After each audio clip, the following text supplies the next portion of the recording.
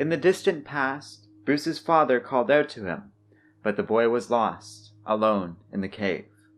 Eventually, he was found and hospitalized.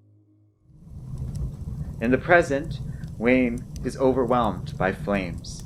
The Red Hood gang appears and begin to pummel the wealthy man, all while Red Hood 1 gloats, saying he was inspired by the death of Bruce's parents, and is honored to be able to now kill their son.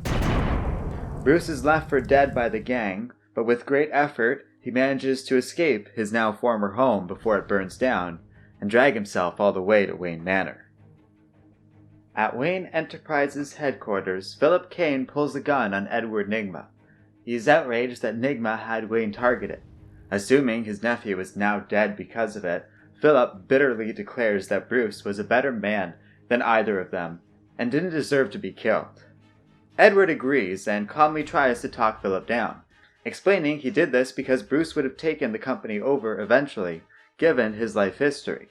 But Kane remains furious and intent on murdering Nigma in revenge. When Edward points out the police would easily deduce their working relationship, Philip explains he can wipe out Nigma's electronics and their records with a giant magnet installed under Nigma's office, all controlled by a simple voice-activated password. But in proof of Edward Nigma's genius, he's able to turn the tables on Kane when Edward correctly states the password himself, activating the magnet early and pinning Philip to the ground thanks to a metal plate in the man's skull. Edward packs up his things, disappointed in Kane, but certain others will find use of him in the city. Kane points out that nobody has ever actually heard of Edward Nigma, so all his skills and intellect are of no use to a world that's never heard of him. Nigma pauses at this before simply saying goodbye.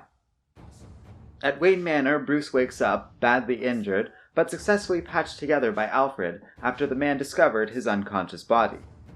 The two start to make amends, with Alfred promising that, no matter how much the two might fight, Pennyworth will always be there to patch up his boy.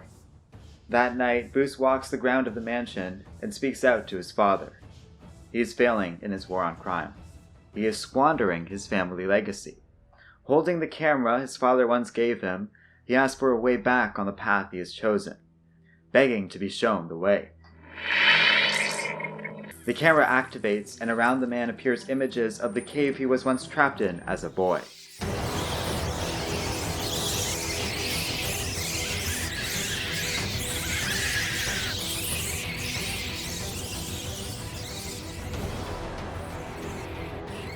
And so Bruce sees it.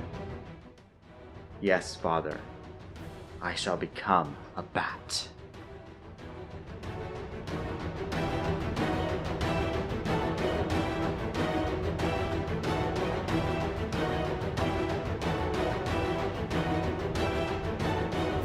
In the days that follow, Bruce and Alfred set up a forge in the caves below and begin to work. Wayne admits what they are doing is sheer madness, but Alfred is much more encouraging, saying it is exactly this sort of madness that the city most rewards. Later, while the Red Hood gang initiates a robbery, they debate some of the rumors swirling of a shadow that has been striking out against the Red Hoods, though most are dismissive of these claims, saying Gotham has always been home to crazy stories about witches and owls. They are wrong. Rumors of Batman quickly swirl through the city, which catches the attention of Red Hood 1. Bruce meanwhile observes that the gang leader seems to be planning something involving the theft of chemicals, but struggles to make sense of what the gang's true goals are at this time. At Alfred's suggestion, Bruce goes to Philip, who is shocked to see his nephew alive, and he's even apologetic for how Bruce almost died, admitting his involvement in these things. Kane initially worked with the Red Hood gang thinking he could control them, but was quickly proven otherwise. Bruce promises he can help, but Philip knows very little, and is clearly terrified after he shows Bruce that the gang recently forcibly initiated Kane into their gang by branding the older businessman. With Philip realizing it is too late for him to get out of this, he turns over access to the company's files to his nephew, while Wayne admits to his uncle that he was wrong to want to stay in the shadows as Bruce Wayne. In the makeshift beginnings of his new headquarters underneath Wayne Manor, Bruce tells Alfred that he still hasn't figured out the Red Hood's plan, but thinks it will take more than just Batman. And so Bruce then appears publicly in front of a crowd of reporters, speaking for his love of the city, in spite of all its flaws. He states that the Red Hood gang tried to kill him and has the city gripped in fear. But he challenges the citizens of Gotham to rise up against these terrorists. He shows the reporters that the building they are standing in front of, Ace Chemicals, is where the Red Hood gang is using all the goods they have stolen to concoct this master plan. As he very publicly reveals the Red Hood gang's plans, a group of them attack with a barrage of missiles. In the chaos, Bruce flees and contacts Alfred. It's time for the next phase of their plan, which Alfred enacts as both Bruce and the Gotham police, under the command of Jim Gordon, move in to Ace Chemicals. Inside, Bruce is caught by Red Hood 1, who locks the police out while Bruce is held captive. The gang leader is impressed, as Bruce not only deduced they were working here, but that the man planned on attacking tomorrow on the anniversary of the Wayne murders in Crime Alley. As the crime lord prepares to execute Wayne,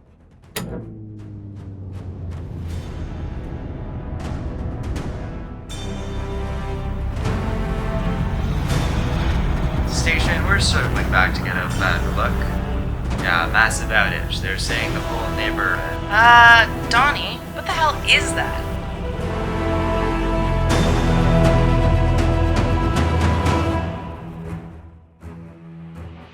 in the darkness, the Red Hood gang puts on night vision goggles, and thanks to an illusion created through these goggles, which just so happen to be Wayne tech, the criminals witness what appears to be Bruce Wayne getting saved by Batman, and then the Dark Knight strikes.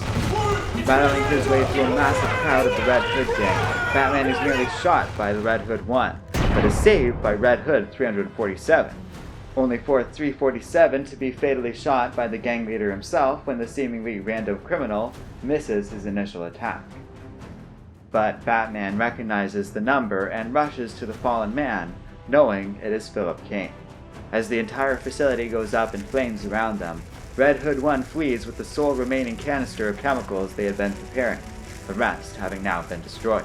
Bruce briefly grieves for his fallen uncle when he is then surrounded by the police.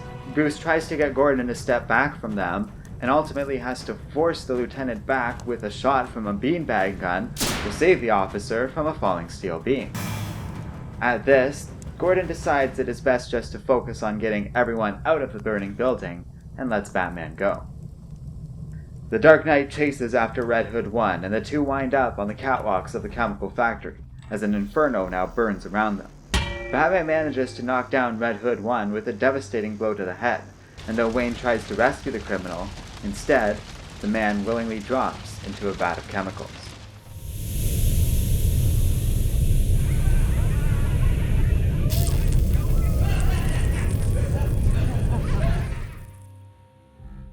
At Wayne Manor, Alfred approaches the grandfather clock, and enters through a secret door. Approaching Bruce, the two discuss the finished cave, with the butler remarking on how clever it was to begin the career of Batman with the rescue of Bruce Wayne, even leaking the goggle footage to the press. The separation of the two men is now part of the founding mythology of Batman. Still, part of Bruce doubts all of this, and worries this will all be discovered within a week.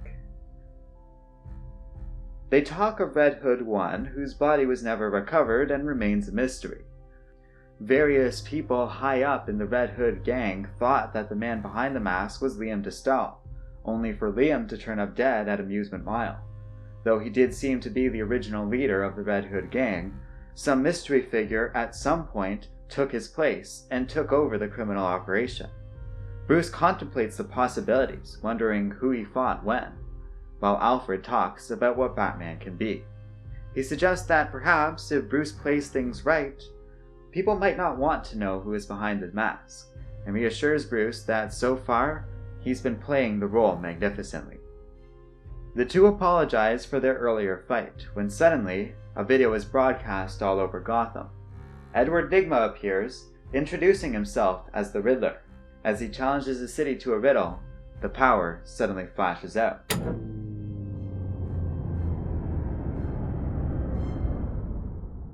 Nigma states it's time for the games to begin.